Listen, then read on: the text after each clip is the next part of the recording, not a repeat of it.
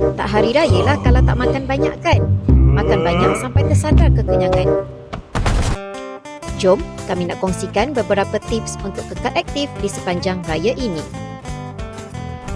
Duduk saja masa tengah ambil kuih raya? Apa kata kita buat jalan setempat? Ini untuk regangkan otot bila kita dah duduk lama. Dah dapat duit raya tu, jangan terus berlalu pergi. Kita buat squat sikit untuk buatkan otot paha. Sama.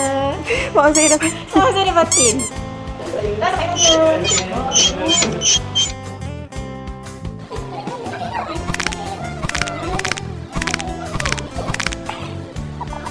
Khabar makcik, selamat raya.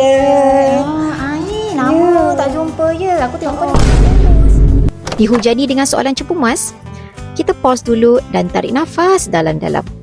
Balas soalan dengan sopan dan jangan lupa senyum. Tak adalah, sama je. Sepung kau tu ramai yang kau dia pula. Tak tahulah makcik, jodoh tak sampai lagi. Yang kata jodoh tak sampai ada tu. Kau dah betul. Alamak, tak ada. Makcik nak tahu saya carikan ke? Kau cari sendiri lah. Kau nak cari ikan.